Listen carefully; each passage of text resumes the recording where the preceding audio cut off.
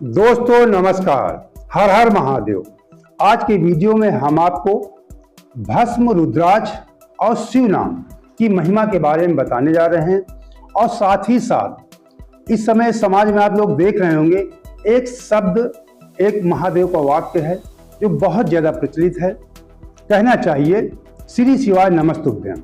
तो श्री शिवाय नमस्तुभ्यम कहने से क्या फल मिलता है, ये मंत्र है या नमस्ते नमस्कार या कुछ इसका दूसरा अर्थ होता है, इसके बारे में हम आपको विस्तार से बताएंगे। इसीलिए हम आपके सामने, आपको ये न लगे कि कोई रील का ज्ञान है, कोई लोग कहावतों वाला। इस समय आप लोग देखते हैं कि नेट में बहुत ज़्यादा लोग कहावतें, लोग इधर उधर की जानकारियाँ डाल देते हैं, लोग उन्हीं को सत्य मान करके उसके रास्ते पे चलते हैं।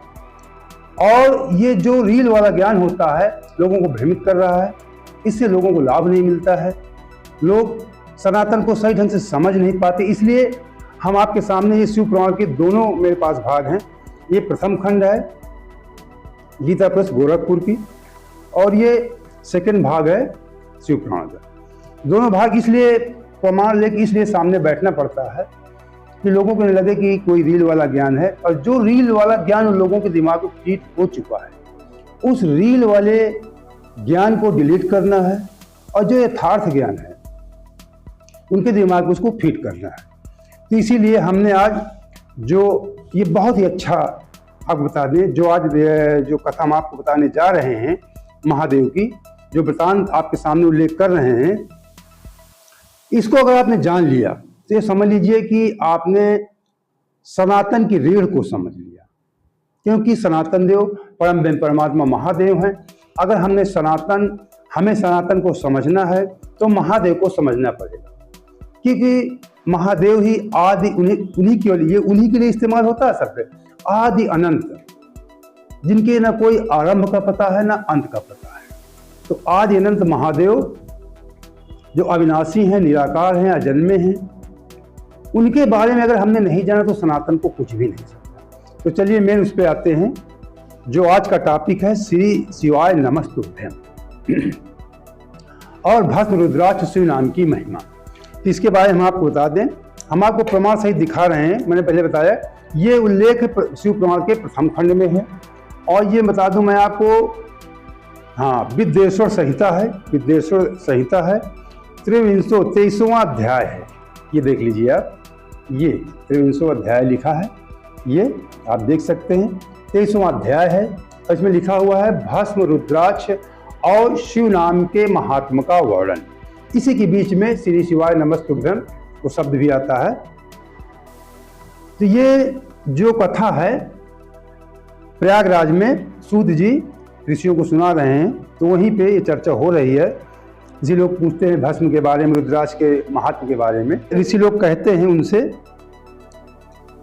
कि आप हमें भस्म महात्म्य और रुद्राक्ष महात्म्य तथा उत्तम नाम महात्म्य, नाम किस मतलब कौन सा नाम महात्म्य है, और भस्म का क्या महत्व है, और रुद्राक्ष का क्या महत्व, इसके बारे में तीनों परम हमें जो इनका उल्लेख है इनका आप हमसे कीजिए। ये ऋषियों ने सूत जी से पूछा। तो सूत जी कहते हैं, जिनके मुख में, मैं जो मेन सार है मैं आपको बता रहा हूँ, ज़्यादा आपका समय नहीं लेंगे, नहीं तो ये कथा है आदि अनंत, जैसे महादेव की कथा भी आदि अनंत है। ऋषि मुनि खुद कहते हैं कि सैकड़ों जन्मों में महादेव की कथा नहीं सुनाई जा सकती है, क्योंकि पूरा ब्रह्मांड उन्हीं की गोद में खेल रहा है। तो ये कहते हैं वो धन्य है, कृतार्थ हैं, उनका शरीर, जो लोग शिव की कथा सुनते हैं, कहने का मतलब उनके कुल का उद्धार हो जाता है, शिव नाम की उपासना जो करते हैं। जिनके, अब सूत जी कहते हैं, जिनके मुख से भगवान शिव का नाम है, जो अपने मुख से सदा शिव शिव इस नाम का उच्चारण करते रहते हैं, पाप उनका उसी तरह स्पर्श नहीं कर, छूते नहीं, मतलब स्पर्श नहीं करते, छूते नहीं है, नहीं कहते, जैसे खदिर वृक्ष के अंगार को छूने का साहस कोई प्राणी नहीं करता है। मतलब पाप छू भी नहीं सकता। अगर आप शिव शिव नाम जप रहे हैं और जाने अनजाने में आपसे कोई गलती पाप भी हो गया है, तो पाप आपको छू नहीं सकता। लेकिन जानबूझकर आप पाप करेंगे तो महादेव संहारक भी हैं। इस ब्रह्मांड में कोई शक्ति आपको बचा भी नहीं सकती है, ये आप जान लीजिए। लेकिन जाने जाने कोई पाप हो जाएगा आपसे तो कोई आपको उस पाप कोई आपको लगेगा नहीं। अब देखिए, हे शिव आपको नमस्कार है, श्री शिवाय नमस्तुभ्यं। हे शिव आपको नमस्कार है, और ये बात कोष्टक में लिखी हुई है, श्री शिवाय नमस्तुभ्यं। मतलब ये श्री शिवाय नमस्तुभ्यं जो शब्द है ये नमस्कार है, मंत्र नहीं है। ये आप देख लीजिए विप्रमाण, ये मैं आपको दिखा रहा हूं, आप देख रहे होंगे लिखा हुआ इसमें कि हे शिव आपको नमस्कार है, फिर कोष्ठ में लिखा हुआ है श्री शिवाय नमस्तुभ्यं, आप देख रहे होंगे। तो श्री शिवाय नमस्तुभ्यं नमस्कार है, ना कि मंत्र है, ये आप जान लीजिए। हे शिव आपको नमस्कार है, श्री शिवाय नमस्तुभ्यं जैसे हम कहते हैं, तो हे भोलेनाथ आपको प्रणाम है, नमस्कार है। प्रणाम कहें, नमस्कार कहें, कुछ भी कहें, ये है उसका मतलब जो मेन अर्थ है। जिस मुख से ऐसा उच्चारण होता है वह मुख समस्त पापों का विनाश करने वाला। जिस मुख से श्री शिवाय नमस्तुभ्यं निकलता है, अब श्री शिवाय नमस्तुभ्यं, अब यहीं पे थोड़ा भ्रांतियां हो जाती है, लोग श्री शिवाय नमस्तुभ्यं अब शिव शिव ही कहते हैं, महादेव कहते हैं, भोलेनाथ कहते हैं, कुछ भी कहते हैं, या श्री शिवाय नमस्तुभ्यं कहते हैं, सबका अर्थ एक ही है। कहने का मतलब है, हिंदी में लिखा हुआ हे शिव आपको नमस्कार है, उसने लिखा है श्री शिवाय नमस्तुभ्यं।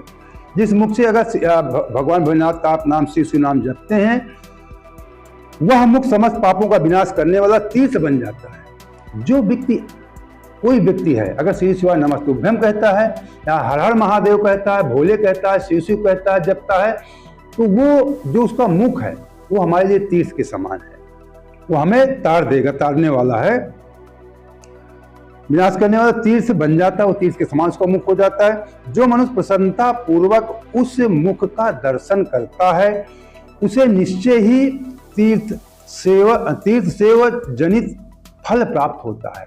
जो तीर्थ में जाने का फल प्राप्त होता है, अगर कोई शिव भक्त आपके सामने मिल जाता है तो वही फल प्राप्त होता है, कोई शिव नाम जप रहा है तो श्री शिवाय नमस्तुभ्यं मंत्र नहीं है, प्रणाम है, कोई शिव शिव जप रहा है, हमें आपको उसके दर्शन करने से हमें आपको लाभ मिलता है, तीर्थ का फल मिलता है। ये है श्री शिवाय नमस्तुभ्यं।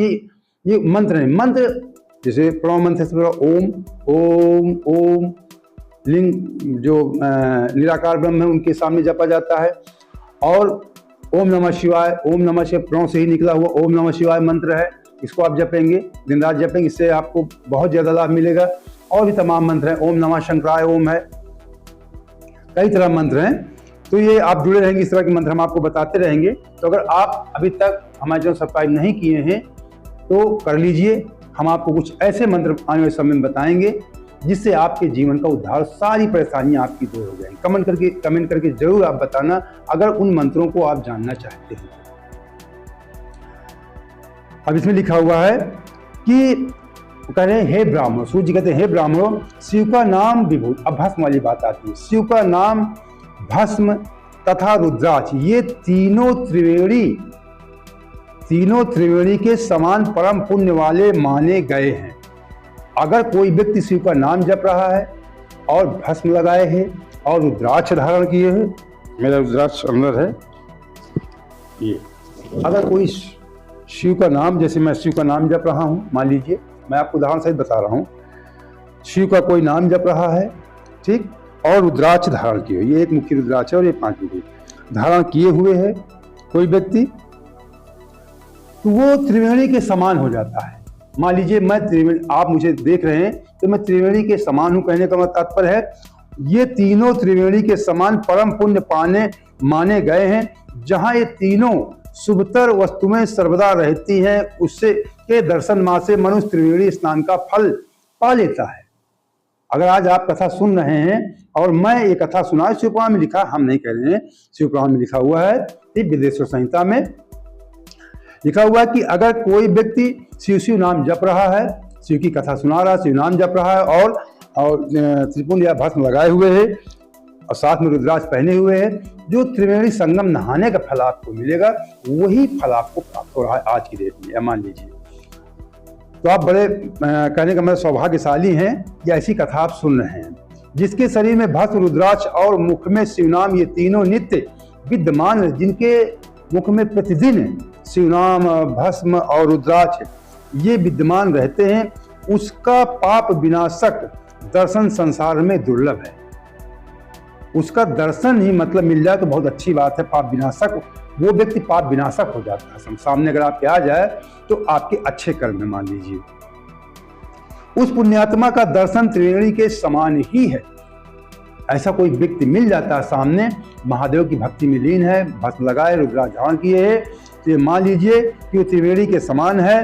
भस्म, रुद्राक्ष और शिव का नाम जप करने और त्रिवेणी, इन दोनों में रंच मात्र का अंतर नहीं है। जरा भी इसमें आप संदेह मत कीजिए। शिवपुराण में लिखा हुआ है, सूर्य जी कह रहे हैं, इनमें रंच मात्र का कोई इसमें भेद नहीं, कोई अंतर नहीं है। मान लीजिए आप कोई ऐसा व्यक्ति मिल जाए और संगम फल आप कोई स्नान करके आता है, दोनों का फल बराबर। अभी ब्रह्मा जी क्या कह रहे हैं बताता हूं आपको। ये रंच मात्र भी इसमें फर्क नहीं है। ऐसा जो नहीं जानता वह निश्चित ही पापी है। जो इस बात को नहीं मानता, नहीं जानता, वो व्यक्ति पापी है। तो आप मान लीजिए, ये मत सोचना कि जो हमारे सामने कोई व्यक्ति त्रिपुंड लगाए है, भस्म लगाए है, रुद्राक्ष पहने, शिव नाम जप रहा है तो संगम स्नान का फल आपको प्राप्त हो रहा होगा। इस बात से आप नकार रहे हैं तो आप पापी हैं। ये बात आप मान लीजिए। इसमें संदेह नहीं लिखा हुआ, इसमें संदेह नहीं है। जिसके मस्तक पर विभूति नहीं, जिसके मस्तक पर विभूति नहीं है, अंग में रुद्राक्ष नहीं लिखा हुआ है, जिसके मस्तक पर विभूति नहीं है, अंग में रुद्राक्ष नहीं है, मुख में शिवमयी वाणी नहीं है, उसे अधम व्यक्ति समान त्याग देना चाहिए। जिस व्यक्ति के मस्तक में विभूति त्रिपुंड नहीं है और अंग में रुद्राक्ष नहीं है और मुख में शिव नाम नहीं है, उस व्यक्ति को अधम व्यक्ति के समान, अधम व्यक्ति समान उसको त्याग, उसको नहीं, उससे बात उसको देखना नहीं चाहिए। ये लिखा है शिवपुराण। समझ लीजिए आप कितना बड़ा महात्मा है भस्म, त्रिपुंड और रुद्राक्ष और शिव नाम का। वो व्यक्ति अधम है, उसको उससे बात ही नहीं करना चाहिए, उसको त्याग देना चाहिए। लिखा हुआ है उसको त्याग देना चाहिए। भगवान शिव का नाम गंगा है, भगवान शिव का नाम गंगा है। विभूति यमुना है, ये त्रिपुंड है, मैं शिव का नाम जप रहा हूँ, ये गंगा है। विभूति है, ये यमुना है और मानी गई है। तथा रुद्राक्ष सरस्वती है। गंगा, यमुना, सरस्वती, गंगा और यमुना और ये सरस्वती तीनों है। शिव का नाम गंगा है और ये यमुना है, विभूति, और रुद्राक्ष सरस्वती है। माना गया है ये तीनों का संयुक्त त्रिवेणी के समस्त पापों का नाश कर, समस्त पापों का नाश कर त्रिवेणी के समान है। बहुत पहले की बात है, कह रहे हैं सूर्य जी, हितकारी ब्रह्मा ने जिसके शरीर में उक्त ये तीनों त्रिपुंड, लिखा हुआ साफ साफ, त्रिपुंड, रुद्राक्ष और शिव नाम संयुक्त रूप से विद्यमान थे। ब्रह्मा जी ने तौला इस बात को। ये कोई ऐसी बात नहीं, रील वाली बात या काट के बात है, पुराण की बात है, नोट कर लीजिए। ब्रह्मा जी ने देखा कि जिसके सिर में त्रिपुंड लगा है, गले में रुद्राक्ष है और शिवनाम है, संयुक्त रूप से विद्यमान थे, उसके फल को तुला मतलब तराजू के पल्ले में रख करके एक रख करके त्रिवेणी स्नान करने में उत्पन्न फल को दूसरे पल्ले में रखा, एक पल्ले में रखा इस फल को, जो शिवनाम और रुद्राक्ष भस्म वाला, दूसरे में त्रिवेणी स्नान वाला फल रखा। ब्रह्मा जी पल्ले में दोनों उसमें रखा और तुलना की तो दोनों बराबर ही उतरे। ब्रह्मा जी ने तौला पल्ले में रखी, एक तरफ जो शिवनाम जप रहा था, त्रिपुंड लगाया था, रुद्राक्ष धारण के उसके पुण्य को रखा, एक तरफ त्रिवेणी स्नान के पुण्य को रखा, दोनों बराबर थे। ब्रह्मा जी ने तौलकर देख लिया है। अतः विद्वानों को चाहिए कि इन तीनों को सदा अपने शरीर पर धारण करे। अगर विद्वान है, आप शिव भक्त हैं, तो ये धारण कीजिए आप हर वक्त। उसी दिन से जब ब्रह्मा जी ने तौल लिया, उसी दिन से ब्रह्मा, विष्णु, आदिदेव आदि देव भी दर्शन मात्र से पापों को नष्ट कर देने वाले इन तीनों, मतलब जो ब्रह्मा विष्णु सब देवता थे, ये जो त्रिपुंड और रुद्राक्ष शिवनाम है, पापों को नष्ट कर देने, इन तीनों रुद्राक्ष, विभूति और शिवनाम को धारण करने लगे। अब समझ लीजिए, ब्रह्मा जी ने तौल कर देख लिया है। ब्रह्मा जी, विष्णु और सभी देवता इस चीज को धारण करते हैं क्योंकि ये समस्त पापों से हमको आपको दूर करता है। और ऐसा कोई व्यक्ति मिल जाए तो उसे आप प्रणाम कीजिए, उसका दर्शन कीजिए, आपका सौभाग्य है। और ये समझ लीजिए कि उस दिन आपने त्रिवेणी स्नान कर लिया घर बैठे। मैंने पूरा वृतांत आपको बता दिया। अब वृतांत बहुत बताया ना कि अगर शिव की कथा सुनाई जाए तो सैकड़ों जन्मों में नहीं सुनाया जा सकता है, वीडियो लंबा हो जाएगा। अगली कथा फिर आपको हम कोई अच्छी कथा लेके आएंगे।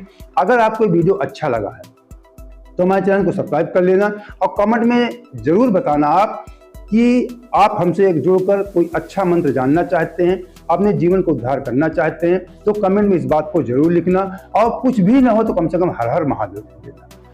हर हर महादेव।